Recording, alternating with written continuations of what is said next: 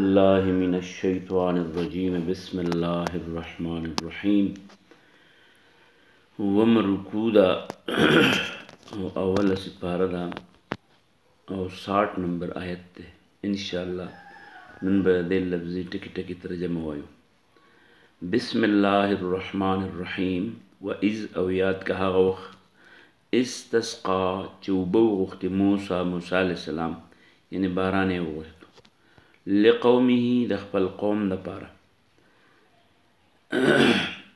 ځکه د سمندر نه پوره غاړه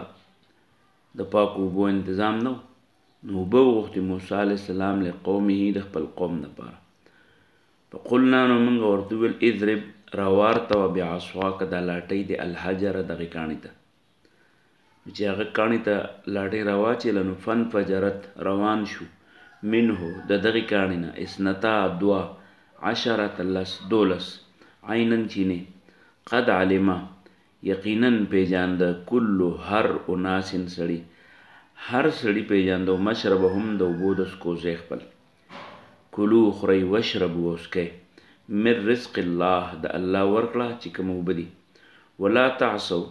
خو مه ګرځئ فی الارض په ځمکه کې مفسدین فساد خورونکي عصون او فساد دواړه په یوه معنا دي علماء چې فرق کوي نو لا تعصوا یعنی معنوي او مفسد فساد یعنی حسي نو په دې وجه ترجمه چې موږ کوو نو دواړو لا تعصوا مه ګرځئ فی الارض په ځمکه کې مفسدین په داسې حالت کې چې فساد خورونکي و اذا یاد کې هغه وخت قلتم چې تاسو ویل یا موسی ای موسی علیه السلام لن نصبر موږ چېرته هم صبر نه کوو علی طعام په خوراک واحد یو فدعو ته دعا وغواړه لنا موږ له ربکه د خپل رب نه یخرج چې را پیدا کړي لنا موږ له مما هغه څه تنبتو چې را زرغونوي یې الارض له ځمکه دا خو تیار خوراکونه دي موږ له د ځمکې پیداوار من بقلها لکه لوبیا شوه سبزیانې شوې وقثائها لکه ترې شوې یعنی بادرنګ کدوان شو وفومها لکه غنم شو وعدسها او لکه دالونه شو وبصلها لکه سلاد شو اوږه پیاز شو قال نو موسی علیه السلام ورته وویل اتستبدلون آیا تاسو په بدل کې اخلی الذي هغه شی هو چې هغه ادنا ډېر کمزوری دی بالذي په بدل د هغې کې هو خیر چې هغه ډېر ښه دی بمینته دغه ته میلاویږي اهبطو نو دی کوز شي دا شیونه مصرن بازار ته لاړ شي په ان یقینا لکم تاسو ته میلاو شي ما هغه څه سألتم چې تاسو یې غواړئ په بازار کې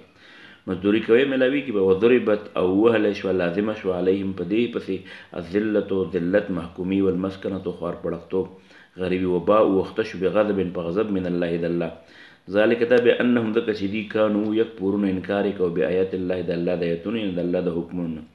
ویقتلون وجل الانبیاء نبیین پیغمبران بغیر الحق په ناحقه ذلک دا بما عصوا ځکه چې دوی عادت د ګناه سره او ګناه یې کوله وکانو یعتدون او د حد نه اوښتونکي چې هم حد وله مقرر د هغې نه اوښتونکي واخر دعوانا الحمدلله